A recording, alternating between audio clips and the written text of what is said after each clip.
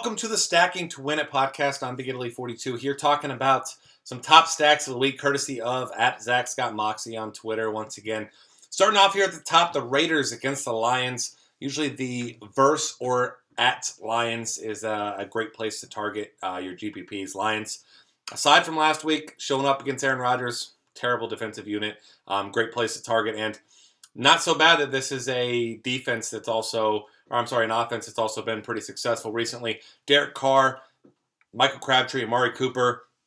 High point total here, 24.8. This game has a pretty high total. And Derek Carr over the last 4 weeks, averaging over 300 yards a game, has 13 touchdown passes in that span. At least 19 fantasy points each of those games. Michael Crabtree, down week last week, should depress his ownership a little bit in GPPs, but at stack, you want to go a duo, you want to go a trio, whatever you want to do. That's a nice spot here for these guys here. Next up, Cardinals against the Bengals, team total 25.5. Carson Palmer making his second start against the Bengals since his absence, since he left the team and decided to move on. But either way, this is a Bengals team that's only allowing 16.9 points a game, which is best among the best in the NFL, 236 passing yards a game. So not a good matchup for him, but this is going to be a team that's going to have low ownership here. And we see Adam Jones is unlikely to play. And Palmer, Bengals fans hate him. He doesn't like the Bengals. Take it for whatever you will. I'm a Bengals fan personally. I tend to think Palmer refused to shoulder any blame. But either way, this is a good spot for them to be low owned. It's going to be a tough matchup here. Had some receivers banged up. Michael Floyd. You've also seen John Brown banged up a little bit.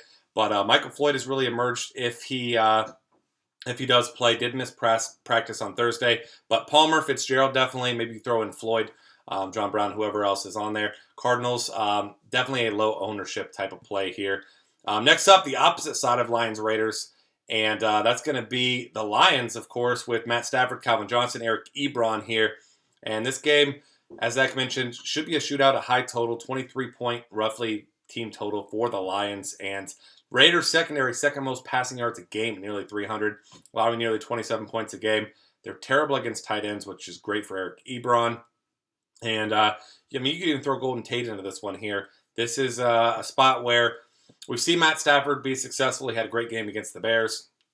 Really the only very good game he's had this season. But he's a guy that does have upside. Obviously, he's got plenty of weapons.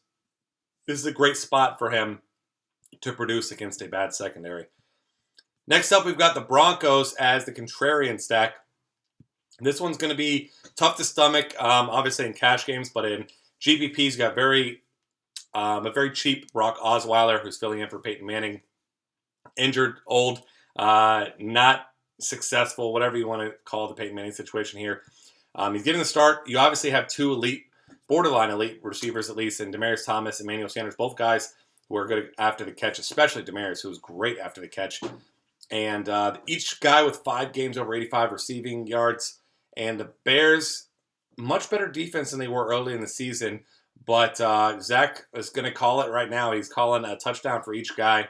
Demaryius Thomas, I think the best in the league after the catch. So all you got to do is get the ball in his hands, these wide receiver screens, things of that nature. Certainly give him a lot of upside here if Brock Osweiler gets it going. So that'll wrap things up here for us for the Stacking to Win It podcast. Find us on Twitter at DF Cafe. Subscribe to our YouTube channel. Lots of other great content at dailyfantasycafe.com.